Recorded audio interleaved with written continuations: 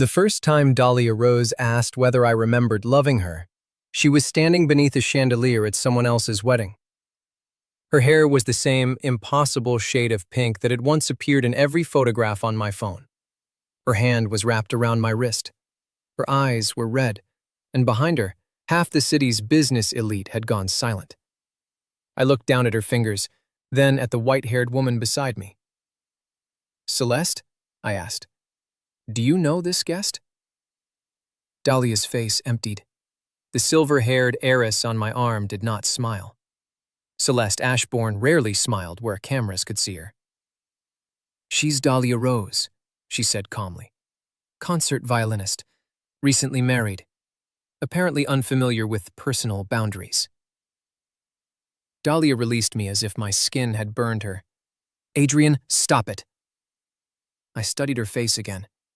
Beautiful, distressed, completely unknown. "I'm sorry," I said. "Have we met?" 10 days earlier, I had known everything about Dahlia Rose. I knew she hated mint toothpaste, loved thunderstorms, and always counted the floor tiles before walking onto a stage. I knew she drank warm water before performances and pretended not to be nervous by insulting the lighting crew. I knew the pale scar beneath her left shoulder came from the accident that nearly ended her career. I knew because I had been in the other car. 7 years ago, a delivery truck crossed a red light and hit us on the passenger side. Dahlia's hand was crushed. My ribs punctured a lung. The surgeons told her she might never perform again. My family paid for the operations. I found the rehabilitation specialist. When she could not hold a bow for more than 3 seconds, I held her wrist steady and counted with her. 1, 2, 3. Again. By the time she returned to the stage, the newspapers called her recovery a miracle. She called me her miracle. 2 years later, she accepted my proposal. For 5 years after that, we kept delaying the wedding. There was always another competition, another album, another tour, another reason that her career had to come first. I told myself love meant patience. Then, 12 days before our new wedding date, Dahlia announced she was marrying someone else. I learned from a live stream.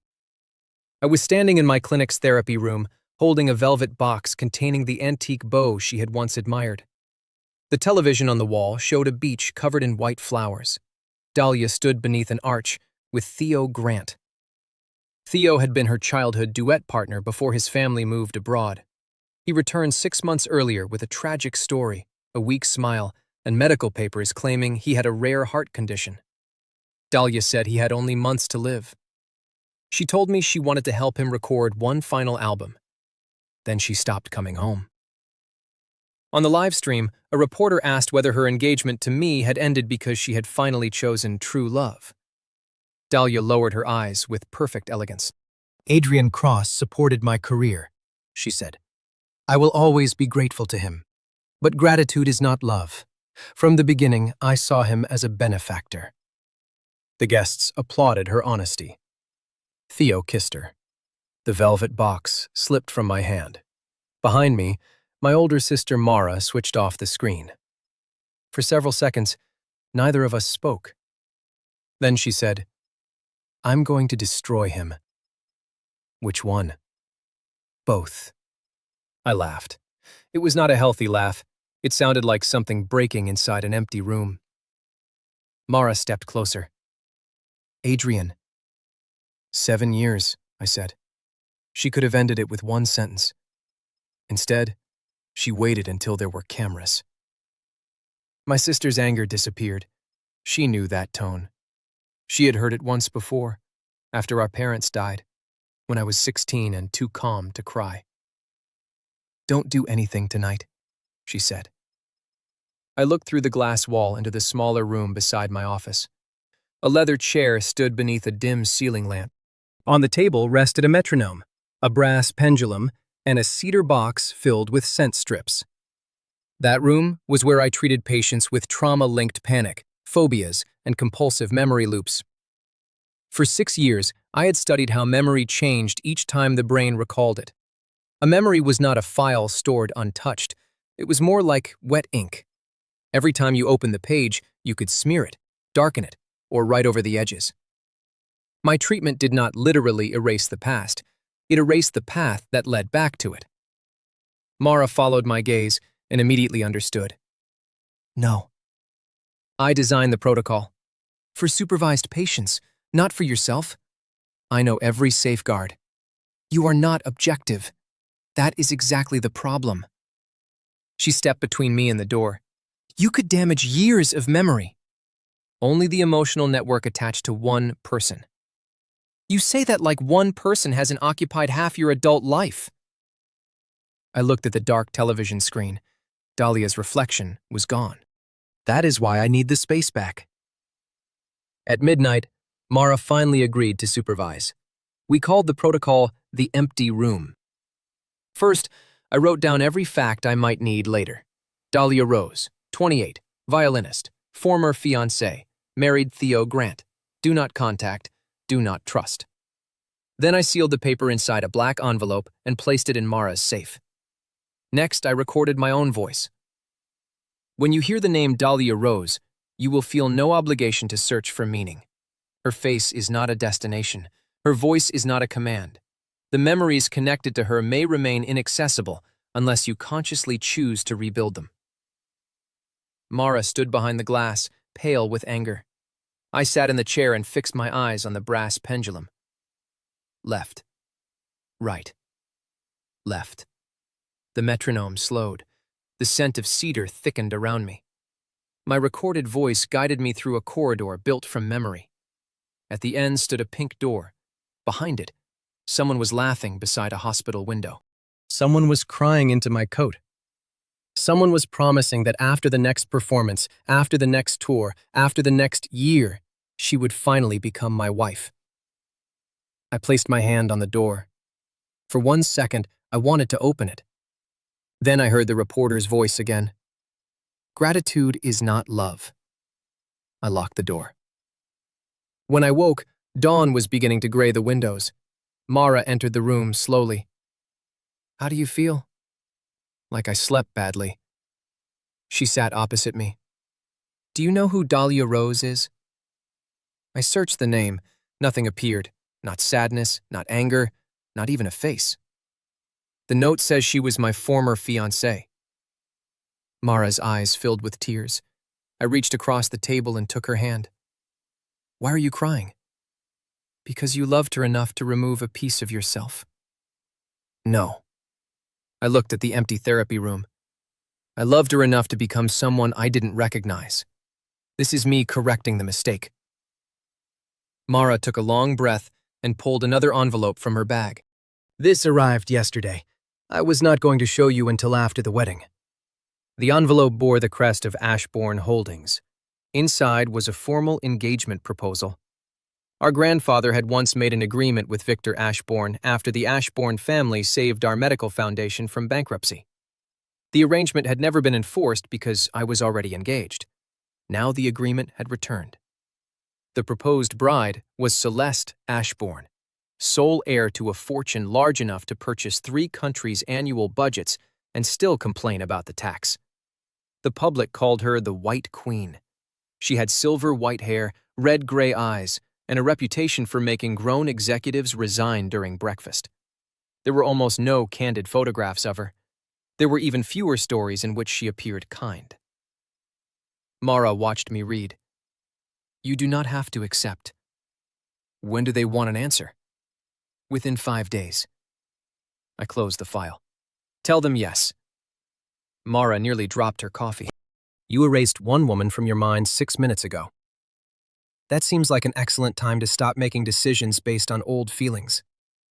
Adrian, marriage is not a recovery retreat. I know. It has better catering. She stared at me for a long moment. Then, against her will, she laughed. 3 days later, I arrived in Halcyon City. An Ashbourne driver met me at the airport and took me to a glass tower overlooking the river. The penthouse occupied the top 4 floors.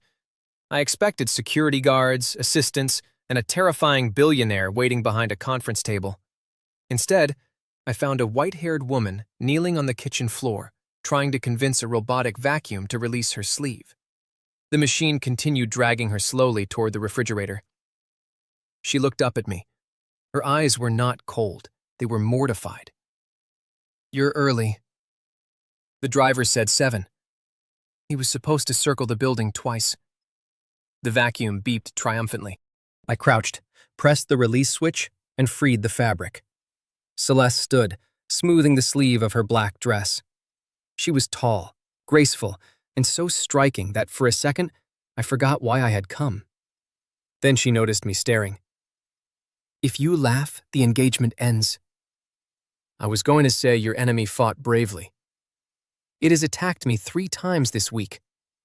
Perhaps it objects to the merger. Her mouth twitched. Not quite a smile, but close. She led me into the sitting room. On the table were 2 contracts. One was the engagement agreement. The other was a cancellation agreement already signed by her. Celeste folded her hands.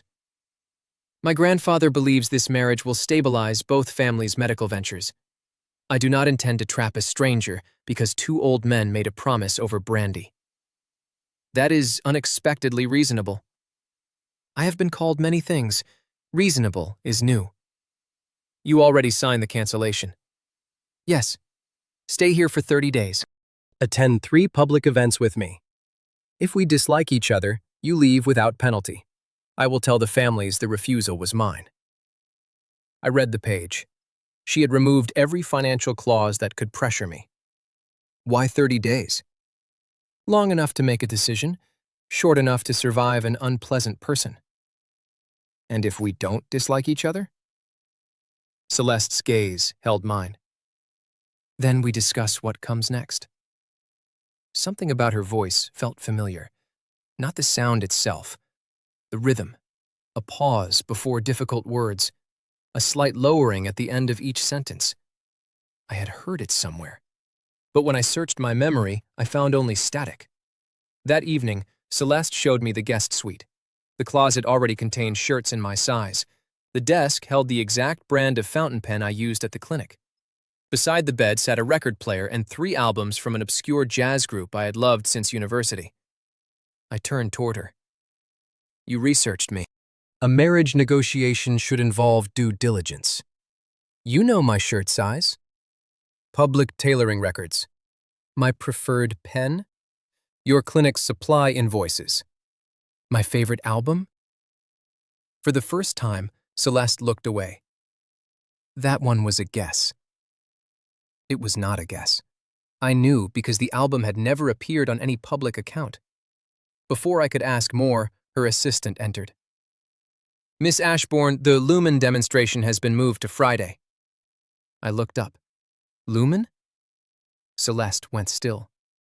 Lumen was the cognitive rehabilitation platform I had designed under an anonymous research account. It used sound patterns, controlled breathing, and memory reconsolidation to help trauma patients rebuild damaged emotional associations. Only one other person knew the complete architecture, an online collaborator named Snowbird. For 2 years, Snowbird and I had exchanged encrypted research notes without revealing our identities.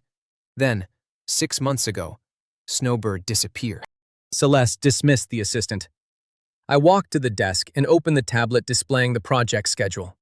The interface carried a tiny white bird in the corner. My pulse changed. "You're Snowbird." Celeste did not deny it. "You were not supposed to learn that tonight." "How long have you known who I was?" 11 months. "And you said the album was a guess." I panicked. The White Queen panics? Only in kitchens and conversations with you. For the first time since the empty room, I felt something bright move through my chest. Not love, not yet. Curiosity, maybe relief. The woman I had expected to marry as a stranger was already the mind I trusted most. Friday's demonstration took place at the Ashbourne Museum. Celeste wore a dark blue suit. Her white hair was pinned over one shoulder. I stood beside her as investors, physicians, and reporters filled the hall. The Lumen system was meant to be the evening's main attraction. Instead, Dahlia Rose arrived. I recognized her only because Mara's note had included a photograph. Pink hair, green eyes, concert violinist, former fiancé. She wore a pale gold gown and entered on Theo Grant's arm. The room reacted before I did. Whispers moved between the tables. Dahlia saw me standing beside Celeste. Her steps stopped. Theo leaned toward her, but she did not seem to hear him. Celeste's fingers brushed mine. "Do you want to leave?" "No. Why?" Her eyes searched my face. "For any reason." "I came to see the Lumen trial." Dahlia approached us 10 minutes later. She stopped so close that I could smell roses. "Adrian." I waited. Her lips trembled. "You came after all." "To the museum?" "To me." Celeste's expression cooled by several degrees. I said, "I believe you have mistaken the situation." Dahlia gave a small, disbelieving laugh. "Stop pretending. You always hated charity galas." "Many people hate charity galas." "You ordered the same drink you always do." I looked at the glass in my hand. "Water?" Her face tightened. Then she raised her wrist. A thin silver bracelet caught the light. "You gave me this after my first international championship." I studied it politely. "It suits you." For the first time, fear entered her eyes. She stepped closer and touched the scar near my temple. My body reacted before my mind. I caught her wrist. Celeste moved between us. "Do not touch my fiancé again." Dahlia stared at her. "Fiancé?" Celeste lifted our joined hands. "The term is generally self-explanatory." Dahlia looked back at me. "This is punishment." "For what?" "You know for what." "I genuinely don't." She searched my eyes so desperately that the noise of the hall seemed to fade around us. "Do you really not remember me?" That was the moment the entire room went silent. I looked at Celeste. "Do you know this guest?" Dahlia turned white. Celeste answered with perfect calm. "She is Dahlia Rose, concert violinist, recently married, apparently unfamiliar with personal boundaries." Theo arrived just in time to hear the last sentence. His expression hardened. "Mr. Cross, this act is becoming pathetic." "I'm beginning to understand why my notes said to avoid both of you." Dahlia flinched as if I had struck her. Before she could answer, the museum lights dimmed and the Lumen demonstration began. A volunteer sat in the center of the stage while controlled tones played through directional speakers. Her pulse appeared on the screen. Celeste guided the audience through the science. I watched the data. Something was wrong. The frequency curve was drifting. Not enough to trigger an alarm, enough to strengthen the wrong emotional association. I rushed to the control panel and stopped the program. The music died. Reporters erupted with questions. Celeste crossed the stage. "What happened?" "The sequence was altered." Her chief engineer checked the logs. "That's impossible. Only 3 people have access." The screen flashed red. An external signature appeared beside the corrupted file. Adrian Cross. Every camera turned toward me. Theo smiled, only for half a second. But I saw it. The next morning, every financial channel carried the same headline: "Billionaire Heiress's fiancé sabotages medical trial." The evidence looked perfect. My encryption key had signed the altered sequence. My clinic account had accessed the server the night before, and hidden inside the corrupted file was a section copied from an experimental protocol I had abandoned 2 years earlier. Celeste's board demanded that she suspend me and cancel the engagement. She dismissed the entire meeting in 4 minutes.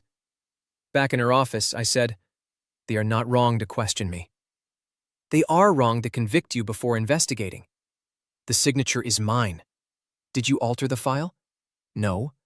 "Then the signature is not evidence. It is a costume." I looked through the server report again. There was one problem. The stolen key had been created during a period I could no longer remember. 18 months of my life around Dahlia were hidden behind the pink door. Someone had used access I had once willingly given. Dahlia came to the tower that afternoon. Celeste's security stopped her in the lobby, but I agreed to meet her in a conference room. She entered carrying a wooden music box. The moment she placed it on the table, my breathing changed. My mind did not recognize the object. My body did. A pressure formed behind my eyes. Dahlia noticed. "You remember this?" "No." "You made it for me." "I don't remember." She opened the lid. A violin melody began playing. The room tilted. For 1 second, I saw pink hair against a hospital pillow. My hand around someone's injured fingers. 1, 2, 3. Again. I closed the box. Dahlia's eyes filled with hope. "It's still there." "Of course it is. Hypnosis is not magic." "Then undo it." I stared at her. "What?" "Bring the memories back." You're angry, and I understand that. But you can't erase 7 years because of one mistake. 1 mistake? Her gaze dropped. The wedding was complicated. You married another man and publicly reduced our relationship to a sponsorship arrangement. Theo believed he was dying. Was he? She hesitated. That was answer enough. He showed me medical reports, and you did not verify them. I trusted him. You distrusted me very efficiently. Dahlia gripped the edge of the table. I thought you would wait. There it was. Not love. Certainty. She had not believed I would forgive her because I was kind.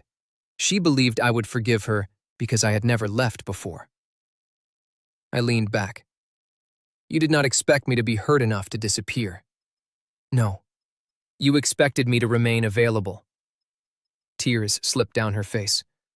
I made the wrong choice. That is not a key to the door. She pushed the music box toward me.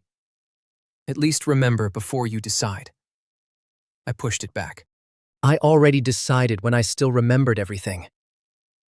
Dahlia left without the box. That evening, Celeste found me on the penthouse balcony. The city lights reflected silver in her hair. You had a memory response, she said. You watched the security feed. I was worried. It was only a fragment. Do you want the rest back? I don't know.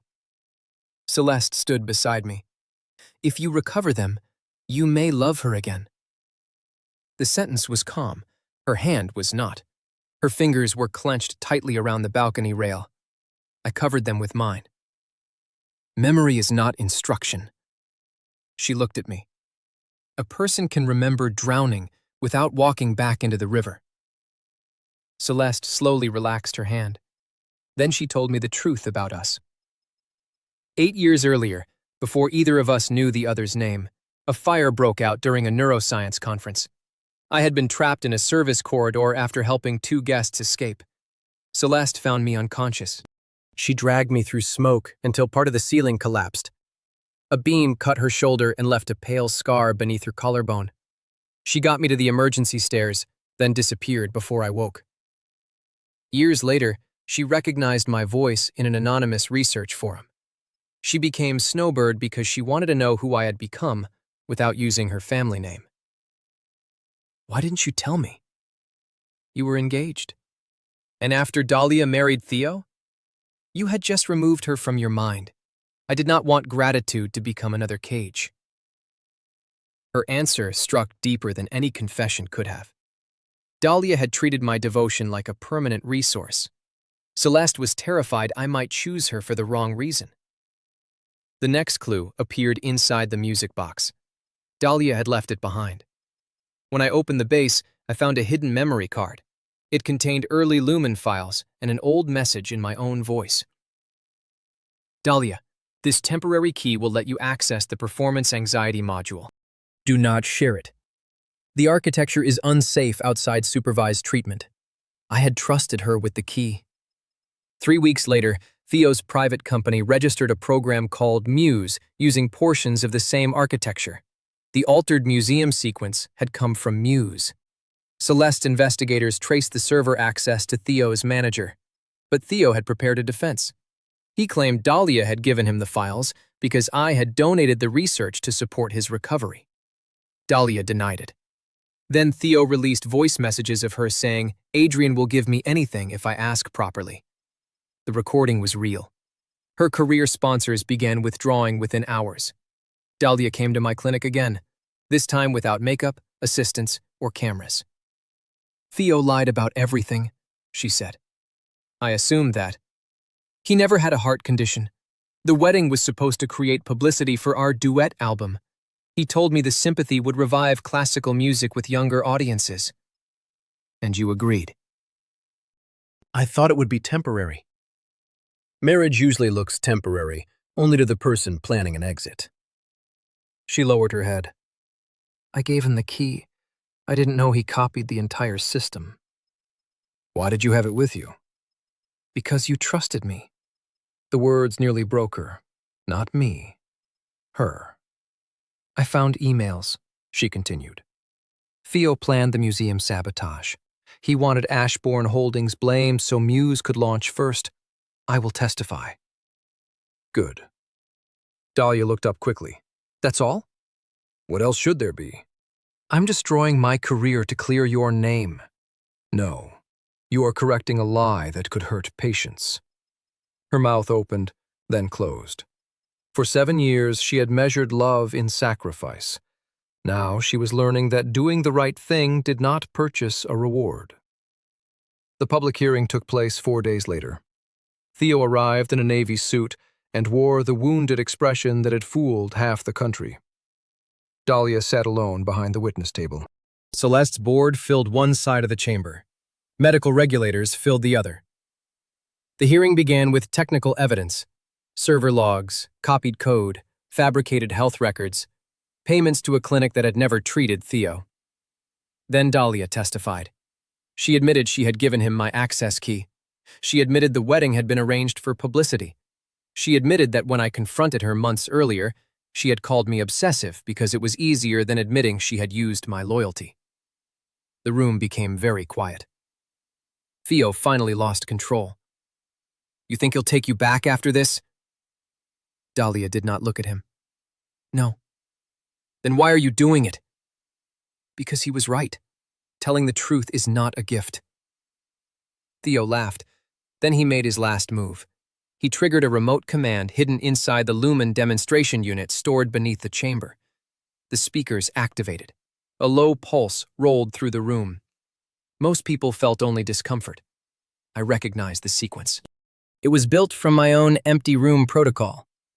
Theo had stolen more than Lumen.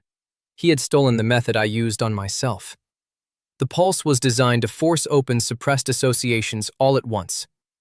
The pink door in my mind shattered. 7 years returned in less than 7 seconds. Dahlia laughing in the rain. Dahlia asleep against my shoulder. Dahlia promising to marry me. Dahlia taking my access card. Dahlia looking into a camera and calling me a benefactor. My knees hit the floor. Celeste reached me first. She shut down the amplifier while security tackled Theo beside the control case. The room filled with alarms. Dahlia ran toward me. "Adrian!" I looked up. This time, I knew her. Every detail, every promise, every wound. She saw recognition in my eyes and began crying. "You remember?" "Yes." Hope broke across her face. Then I reached for Celeste's hand. Dahlia stopped. I stood slowly. "The memories came back," I said. "The decision didn't change." The hope disappeared. She whispered, "Was there never anything left?" There was a great deal left. That was the problem. I looked at Celeste. White hair falling loose from its pins. Blood on one palm from breaking the emergency case. Fear in her eyes, not because her company might collapse, but because I had fallen. I remembered loving Dahlia. I also understood why I had stopped. Those were not contradictions. The hearing did not end when the cameras switched off. Dahlia waited in the empty corridor while paramedics checked my pulse. Theo was led past her in handcuffs, shouting that she had ruined both of them. She did not answer him. When Celeste stepped away to speak with the regulators, Dahlia approached me carefully. For the first time in years, She looked uncertain about whether she had the right to stand within arm's reach. "Do you remember the night you proposed?" she asked. "Yes." "The rooftop restaurant?" "It rained." "The staff moved every table except ours because you refused to leave before dessert." A broken smile appeared on her face. "You put the ring inside the wrong cake. You ate half of Mara's birthday slice before I noticed." She laughed once, then covered her mouth as tears came. For a few seconds, we stood inside a memory that had once belonged only to us. Then she asked, "If I had told you the truth before the wedding, would you have forgiven me?" "I don't know." That answer hurt her more than a clean refusal. I continued. "There was a time when I would have forgiven almost anything because I believed losing you would destroy me. That was not the same as having a healthy reason to stay." Dahlia looked through the glass doors towards Celeste. "She really loves you. She respects me. Is that better? It is the reason love can survive." She pressed her fingers against her wedding ring, Theo's ring. "I kept waiting for you to fight for me." "I did fight. For 7 years." Her shoulders shook. "I just didn't notice when you stopped." "No, you noticed. You assumed stopping was impossible." Dahlia removed the ring and placed it on the windowsill. "I'm sorry." This time, she did not add a request. No remember me, no forgive me, no come back. Just the truth. I nodded. "I believe you." Her eyes lifted. "But believing your apology doesn't rebuild our relationship." "I know." That was the first thing she had said to me in a long time that asked for nothing. She walked away alone. Celeste returned a moment later, glanced at the ring on the windowsill, and then at me. "Do you need more time?" "Yes," I said. Her face remained composed. Then I added, "About 6 seconds." Before she could ask why, I pulled her into my arms. Celeste froze completely. "You broke an emergency case with your bare hand," I murmured. "You should let the medic look at it." "You nearly collapsed from a neurological attack, and you're criticizing my first aid decisions?" "I'm a doctor. It is one of my few useful privileges." Her arms slowly closed around me. Over her shoulder, I saw Dahlia reach the end of the corridor. She looked back once. Then she kept walking. Theo was arrested for fraud, theft of medical research, sabotage, and falsifying health documents. Muse was dissolved. The Lumen project survived, but Celeste delayed its release for 6 months and ordered independent safety reviews. The board praised her caution after spending 2 weeks demanding her resignation. Business people are very talented at remembering that they supported you after you win. Dahlia lost most of her sponsors. She did not disappear. She returned to smaller concert halls, performed without Theo, and donated the royalties from their unreleased album to neurological rehabilitation clinics. She never asked me to take her back again. 3 months after the hearing, Celeste placed the signed cancellation agreement in front of me. We were sitting in the same penthouse where I had first rescued her from the robotic vacuum. "The 30 days ended a while ago," she said. I noticed. "You recovered your memories." "Yes." "You should make a decision without debts, contracts, or damaged recollection." She pushed the document toward me. I picked up the pen. For the first time since meeting her, Celeste failed to hide what she felt. Her face remained calm. Her eyes did not. I signed. She lowered her gaze. "All right." Then I slid the paper back. She looked at the signature. The engagement was canceled. Beneath it, I had written another sentence. "Celeste Ashbourne, would you have dinner with me tomorrow as a woman I am choosing for myself?" She read it twice. "You canceled the engagement." "I dislike inherited contracts." "And now you are asking me on a date?" "Yes." "You already live in my penthouse." "I can move out first if it improves the romance." Her mouth twitched. Then the White Queen laughed so hard she had to cover her face. 1 year later, we held our wedding in the courtyard of the Ashbourne Medical Center. Mara cried before the ceremony even began. Celeste's grandfather complained that the flowers were too modest, then secretly ordered twice as many. The robotic vacuum carried the rings and nearly escaped into the garden. Dahlia did not attend. She sent a small wooden music box with no letter inside. I placed it in a cabinet in my office. Not because I wanted to reopen the past, because memory no longer frightened me. When Celeste walked toward me, sunlight caught in her white hair until it looked almost silver. She stopped in front of me. "Do you remember me?" she asked quietly. I understood the question beneath the joke. I took her hand. "I remember everything." And I'm still here. The woman I once loved had taught me how easily devotion could become permission to be hurt. The woman I married taught me something better. Love was not proven by how much pain you survived. It was proven by whether the person beside you cared enough not to cause it. I did not marry Celeste because hypnosis made me forget another woman. I married her because, even after every memory returned, she was still the future I chose.